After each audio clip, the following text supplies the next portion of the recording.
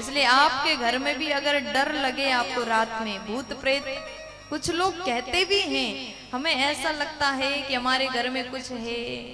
एक जगह हम गए कथा सुनाने, तो रात में परिवार के साथ में बैठे हुए थे जहां हम रुके थे, तो बात करते करते हमको सुना रहे, देवी जी हम क्या बताएं, जैसे रात के 2 बजता है ऊपर से कुछ आवाज आता है और डर लगता है। 2-2 बजे तक, 3-3 बजे तक, 12 बजे से शुरू होता है, 2 बजे तक कुछ आवाज आता है और हमको डर लगता है।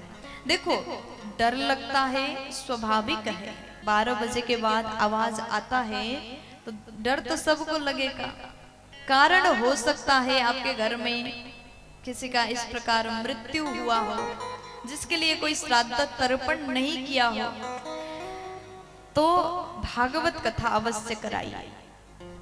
विशाल रूप में आयोजन नहीं कर सकते हैं, भागवत जी का ग्रंथ हर घर में हो, रोज भागवत को खोल करके एक अध्याय पाठ करने की नियम बना लीजिए।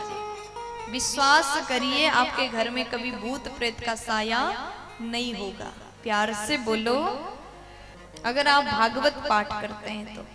अगर भागवत पढ़ना नहीं आता तो कम से कम भागवत के पुस्तक को, ग्रंथ को रख के प्रणाम किया करो, पूजा किया करो।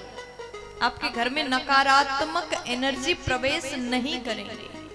भागवत की बहुत बड़ी महिमा है। आज इसी ग्रंथ को सुनकर के प्रेत योनि से धुंधुकारी मुक्त हुआ, भगवत धाम चला गया।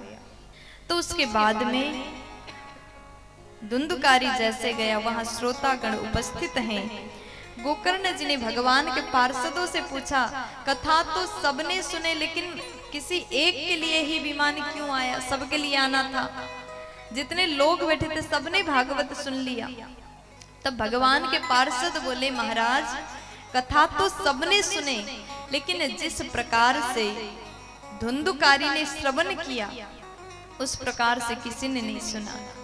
धुंधुकारी कथा सुनता था और रात में चिंतन करता था, लेकिन जितने लोग बैठे थे कथा तो सुनते थे, रात में चिंतन नहीं करते थे। पंडाल से बाहर निकलते ही सारी बातें भूल गए। अगर आप लोग भी चाहते हैं भगवान हमारे ऊपर भी कृपा करे, तो जो कथा सुनते हैं ना, यहाँ जो सुन के जा रहे हैं उसका चिंतन अवश्य करिएगा।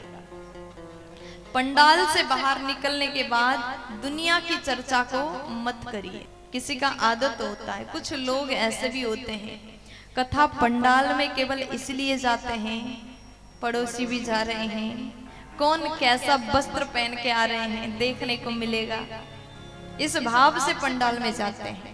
कभी भी आपके जीवन में साधु संत आए, आपको उपदेश दें, तो उस समय उपदेश पर ध्यान दीजिएगा। हम लोग दुनिया की चर्चा तो करते हैं, कभी कोई साधु संत मिले तो उनसे ये सवाल मत करिएगा कि आप कहाँ के रहने वाले हैं, कितने भाई बहन हैं, क्या करते हैं, पिताजी क्या करते हैं, माताजी क्या करते हैं। दुनिया की बातों से आपको क्या मतलब।